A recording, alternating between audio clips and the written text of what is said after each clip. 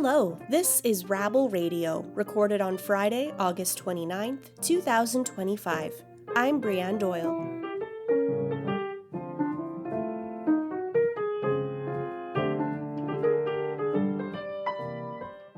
rabble.ca shares with you the news of the day through a progressive lens. If you're curious about what's happening in Canadian politics, labor, the environment, and beyond, you've come to the right place. This is news for the rest of us. Thanks for tuning in.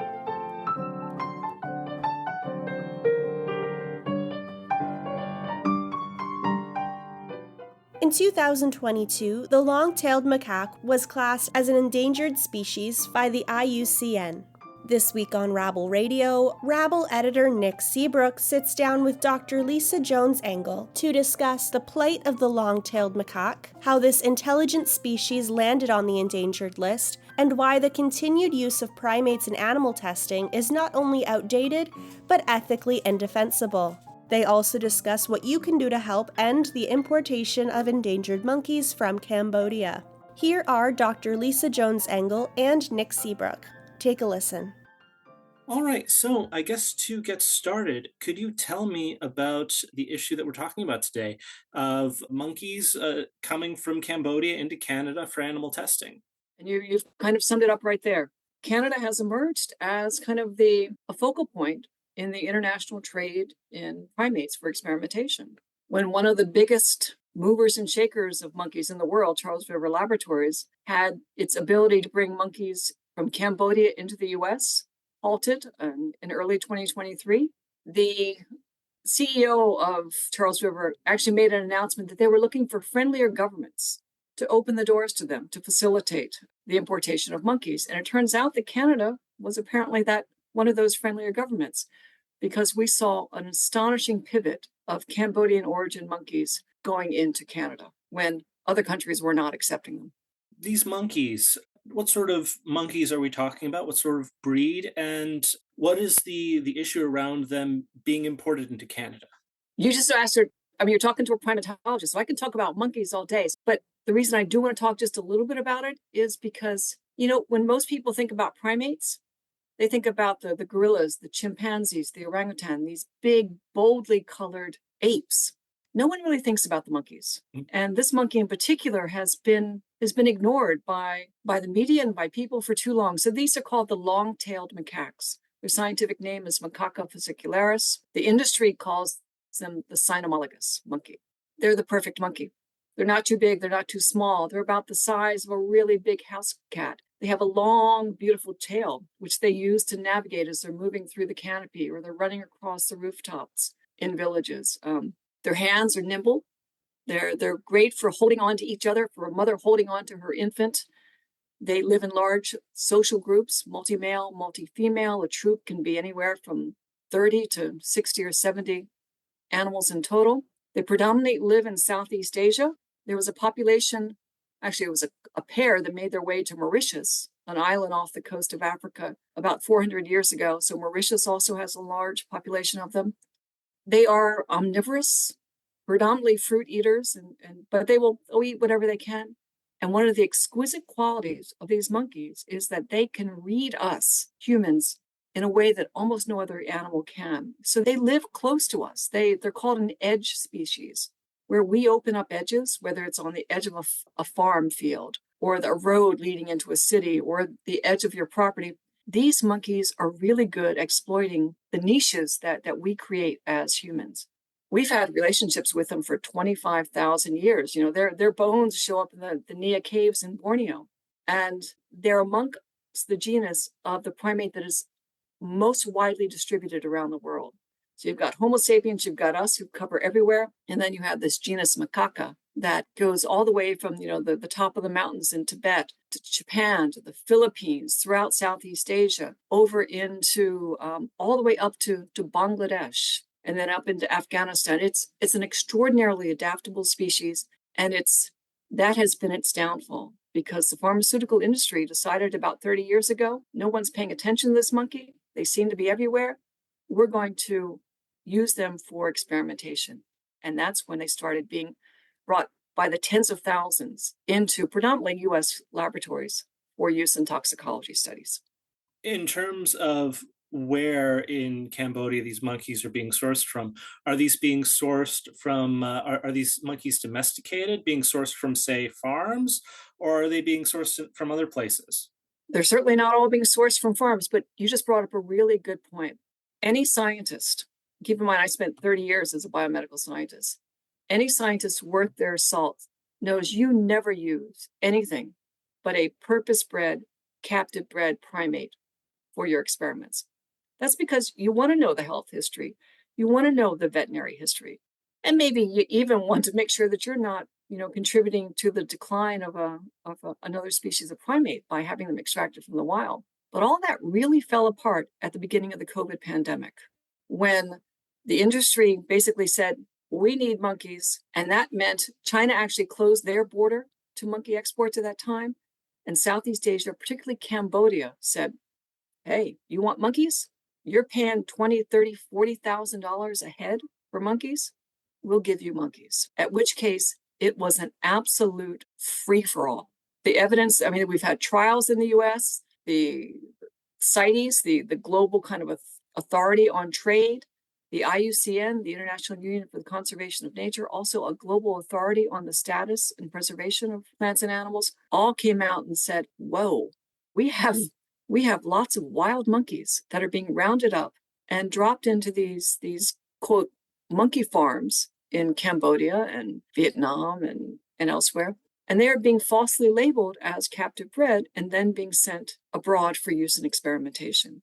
There was a trial in the US back in 2024 following an indictment of multiple Cambodians about the illegal monkey laundering. In that trial, evidence was presented that showed that during a 5-year period from 2017 to 2022, an estimated 30,000 wild-caught monkeys from one farm in Cambodia were funneled into the U.S. pipeline for experimentation. 30,000 wild-caught, and that's a fraction of the total number. So to answer your question, no, these animals, there is absolutely no way to guarantee that the monkey that shows up in that crate at the airport or then shows up in your cage, in your quarantine facility, or on your table in your laboratory is a captive bred animal. That guarantee does not exist.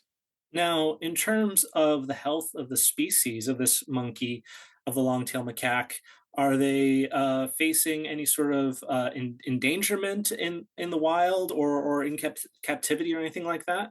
Exactly. In 2022, a group of 17 or 18 scientists actually submitted an assessment of the long-tailed macaque to the IUCN, International Union for the Conservation of Nature. That assessment was done by field primatologists on the ground, scientists such as myself, other scientists who have studied long-tailed macaques in the wild.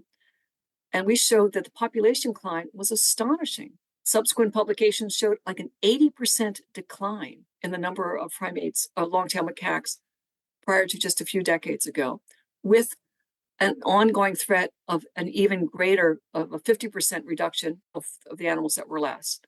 The IUCN announced in 2022, they elevated these monkeys to the endangered status.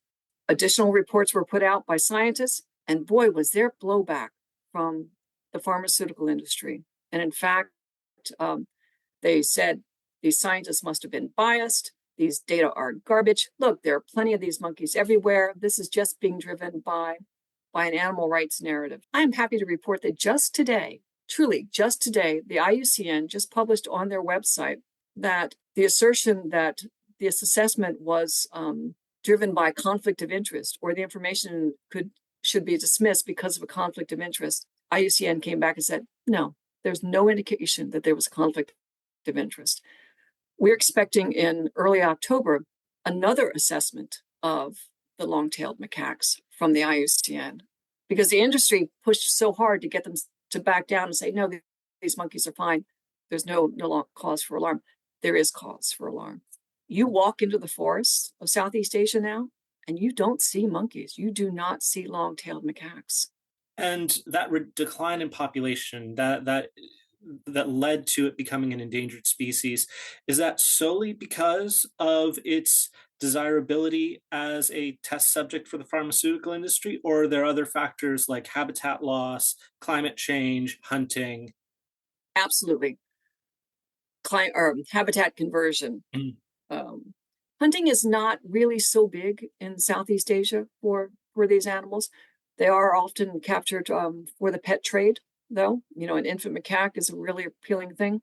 But think about it. The value of these monkeys soared so that the amount of money that a trapper, any random villager could get by going out and trapping a monkey that's hard to say no to. If you're a villager trying to put food on your plate, if you're trying to get, clothes for your child to go to school, and you've got folks coming out saying, bring us your monkeys, we will give you a lot of money. And these monkeys were, again, being taken for the for the primate biomedical industry. So, no, I can't solely point to the pharmaceutical industry and say you are the main driver or you're the only driver, but I can say you are driving a really big truck full of monkeys out of those forests. You are in the driver's seat.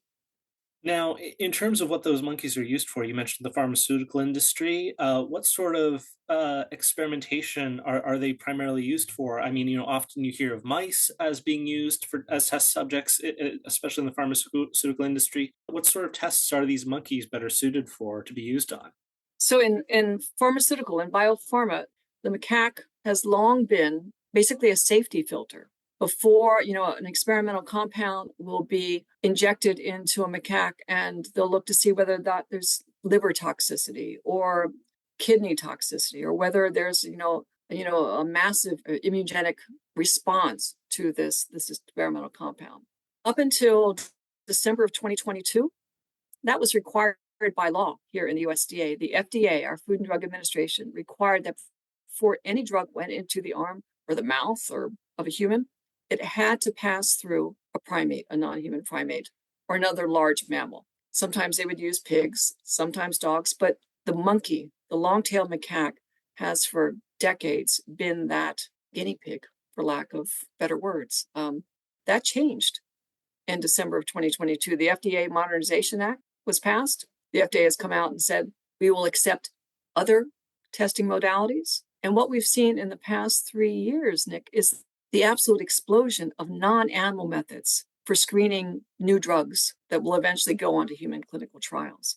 And why that is because the industry, everyone has known, again, for decades, that what works in a mouse or a monkey, what is safe in a mouse or a monkey, 90 to 95% of the time, it's not effective or safe in humans. We've always known that. And this explosion of these non-animal methods, and these are you've heard about them, the organs on the chip, the 3D printed tissues, the use of AI to basically assess the components of a compound, of an experimental compound, and look at historical data and say, well, you know what, that molecule does tend to trigger liver toxicity, so that's probably not going to work. It has been a brilliant upsurge of scientists using good science to bring about improvements in humans' health, not using monkeys. Now, this next question for our listeners, who obviously I assume many of them are animal lovers, may be difficult to hear, because I'd like to ask what the conditions are like for these monkeys, like after they are captured, transported to wherever they're going to go, what their life, what sort of conditions they live in these laboratories, and what their life is like. The horror does not begin in the lab. The lab is actually the last spot. Where it really begins is in the forests and the villages in Asia. The demand was so great that for the first time ever, we saw a practice where entire troops were being targeted and trapped. The hunters would go out into the forest, they'd find the sleeping tree, because this is the thing about macaques. At the end of the day, during the day, the group will split apart, they'll be foraging large areas, miles and miles, kilometers of home range. But in the evening, everybody comes back to the sleeping tree. And that's for safety, that's for comfort, that's for everyone to hang out together, to groom and whatnot. So the hunters would identify these trees. In the night, they would then go in, cut all the surrounding trees around, put nets down, and then they would start banging. And the macaques could, because the trees are cut down, they couldn't leap to the next tree that was, 5-10 meters away. So they would start running down. And here's another thing about macaques. Macaques will fight to the death to protect each other. So the first ones coming down are the big adult males. And these are big, angry. They've got, large canines. They are there. They know that their troop is under attack, and they will fight. And they're met with clubs and machetes, and they're dispatched. The females come down next. The females with the infants. Those mothers will do everything in their power to hold on to those infants. And the footage is out there of literally having those infants ripped off of their bodies, stuffed into the crates. The animals that survive, now they head to the monkey farms.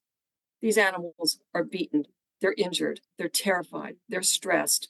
There are rampant diseases in the monkey farms, gut pathogens, tuberculosis, measles, hepatitis, malaria. The animals are then at some point boxed up into the crates. The trips to places like Canada can be 36, 48 hours. That's just that's in the air time. That doesn't include the amount of time that they were loaded up in the farms. And these boxes, they're barely big enough. These are wooden crates, barely big enough for the monkeys to turn around in. 720 of them will be loaded up on an airplane, flown, hopscotching across the planet to land at Mirabel. They're unloaded. They're terrified. They're dehydrated. They're injured at that point. They then go into quarantine. They're in single cages. And again, these are social animals. For a macaque, the most devastating thing that you can do to them is to take away their ability to have contact with another macaque. I mean, it's horrifying. They leave quarantine. Most of them still have diseases. They go into the laboratories, and in about 6 months after they've gone on study, the study is over, they're killed, they're boxed up in a red biohazard bag, dropped into the incinerator or the liquid that dissolves them, and that's it. There is no happy ending. They never go back to the forest. There's no sanctuary. There's no pretty music that's played. From the moment that they enter this primate importation pipeline, this is a death sentence. And it ends in the laboratories in the US, in Canada, the UK, the EU, China, everywhere else. Very disturbing to think of that kind of a fate for another living creature, especially one as intelligent as you said, as the macaque is. For our listeners, what do you want to see our government do in response to this issue? And for those listening who might want to get involved, what advice would you give them? What do people need to know? We're in the 21st century. We don't need to be relying upon a monkey trade that is steeped in illegality and cruelty and scientific inefficiency. This is Canada. Canada is doing the dirty work for an American company. Canadian officials have basically green-lighted Charles River to say, bring us your monkeys. They're diseased, whatnot. We don't care. The lack of response from Canadian officials, CFIA, ECC, to address this has been astonishing to us. And so we have been working with multiple groups, Abolition Vivisection, Animal Alliance Canada, certainly PETA has been leading this charge to get the Canadians aware of what is going on. Because I think Canadians are probably like most Americans. They had no idea that in 2025, we are still pulling monkeys out of the forests of Southeast Asia and dropping them in cages in Canada, in the US. We all thought that was over and done with. It's not. And as long as this remains hidden, companies like Charles River will continue to exploit these monkeys. So I think that what your listeners need to do is there's a petition out right now to basically stop the importation of primates coming into Canada. You've got, again, PETA, you've got the groups in Canada who are pressuring your Canadian officials, asking ECC, CFIA to, hey, stop this. Stop exposing us to the risks that are associated with this trade. Stop making Canada complicit in an international monkey trade that has no business in the world right now. This is not science. This is monkey business. We all agree that science is important, but using diseased, distressed monkeys pulled from the forests of Asia and Mauritius is not science. That's simply monkey business. Well said, Dr. Lisa Jones-Engel. Thank you so much for shining a light on this issue. Absolutely.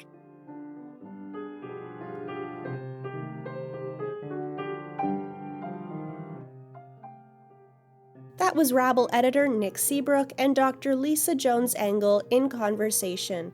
Thanks so much for that, Nick and Lisa. Switching gears now, this is our In Case You Missed It segment, where we review the top stories from this week on rabble.ca. To do that, let's turn things back over to Rabble editor Nick Seabrook. Take it away, Nick. Thanks, Brianne. Starting this week with health news. NDP MP Heather McPherson is calling on the federal government to make sure that the COVID-19 vaccine remains accessible to all Canadians. Alberta has announced that it will be reducing the number of available COVID-19 vaccines this year. Additionally, the province will be charging $110 to those who wish to receive the vaccine. COVID-19 is still with us. There have been over 100,000 new COVID-19 cases detected in Canada since last August, and this number only accounts for those with symptoms who are able to be tested. McPherson said that the Alberta government's decision restricts access to healthcare based on economic factors, something that violates the Canada Health Act. In a statement, McPherson writes, quote, "This is not what Canadians expect from our health system. From Tommy Douglas's fight for Medicare to the recent passage of national pharmacare legislation, universal access to health care is a cornerstone of what it means to be Canadian." End quote. In other health news this week, Jacqueline Potvin argues on behalf of the Abortion Rights Coalition of Canada that access to reproductive care is not only an important health issue, but an economic one as well. Being able to prevent or end pregnancy means people are better able to pursue higher education, fulfill their goals, and potentially become more economically independent. Potvin said that the federal government's decision to cut funding for the Ministry for Women and Gender Equality flies in the face of their commitment to strengthen the economy of Canada for these reasons. Strengthening the economy, Potvin argues, requires a commitment to reproductive health and reproductive justice. Also this week, in an op-ed on Rabble, Charlotte Cheesby and Peter Driftmeyer argue that Reform Judaism is betraying its roots by not standing up in defense of Palestinians. Reform Judaism is a sect of the Jewish faith that was founded in 1818 and directly rejected Zionism. Since then, Reform Judaism has maintained a strong history of progressive values. Practitioners of Reform Judaism have long advocated for the rights of immigrants, people needing abortions, the 2S LGBTQ+ community, and particularly in the United States, against gun violence. However, Cheesby and Driftmeyer argue that since October 7, 2023, many leading members of the Reform Judaism movement have failed to call for an end to the violence and starvation of Palestinian civilians.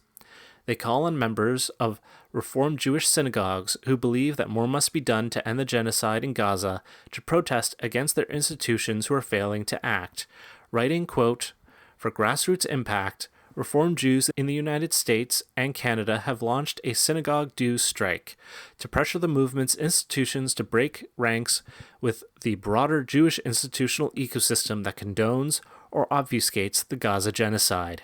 End quote. In environmental news, earlier this month, negotiations on a treaty that would regulate the proliferation of plastics failed to find a workable agreement. Over 184 nations were party to the negotiations. The treaty would have seen restrictions put in place on the creation of plastics, as well as a requirement to clean up plastic waste littering the earth and oceans. David Suzuki says that the negotiations were sabotaged by oil-producing countries, particularly the United States, Russia, and Saudi Arabia, and by the largest delegation in attendance, which was made up of 234 lobbyists from the fossil fuel and chemical industries, including ExxonMobil, Dow, the American Chemical Council, Coca-Cola, and others. Suzuki explained why the negotiations failed, saying, quote, "Plastic negotiations failed largely because curtailing this industry, protecting the global environment and the life that depends on it, threatens a system designed to give a small minority a disproportionately large share of money and influence." End quote. Also on Rabble this week, Tom Sanborn reviews the recently released book Squat the City: How to Use the Arts for Housing Justice by Norman Narwaki. The book chronicles Naraki's experiences fighting for justice for the unhoused and underhoused in Quebec. Naraki partnered with musician Sylvain Cote to pair art with activism and created the band known as Rhythm Activism. Together, along with a network of housing activists in Quebec City, they created le Front d'Action Populaire en Reménagement Urbain, a group dedicated to advocating for inclusive, affordable housing.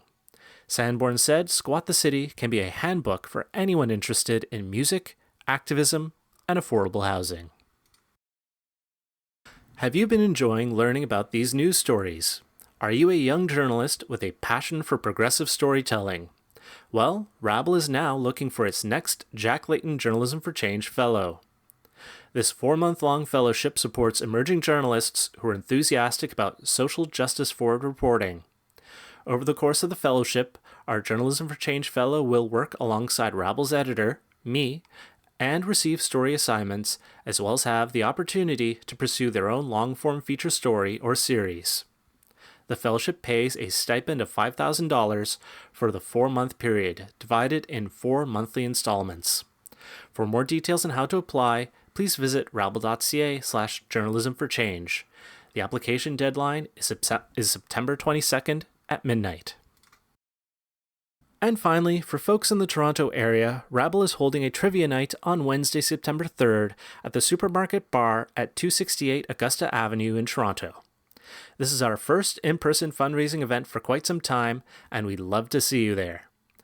The trivia will test your knowledge of Canadian news, politics, and history, all whilst raising money to strengthen our reporting and uniting our rabble-rousing community. If you're in the area, come down and join the fun. Visit rabble.ca for more details. And as always, you can read about all the stories we talked about today on rabble.ca. Thanks, Nick. And that's it for Rabble Radio this week. Thank you as always for tuning in. If you like the show, please consider subscribing to Rabble Radio on Apple Podcasts, Spotify, YouTube, or wherever you get your podcasts. And please rate, review, share Rabble Radio with your friends. It takes 2 seconds to support independent media like Rabble. Thank you to the journalists and writers who contributed to this week's content on rabble.ca, and thank you to Carl Narenberg for supplying the music. Lastly, thank you to you for tuning in to Rabble Radio. I'm Brianne Doyle, and I'll talk to you next week.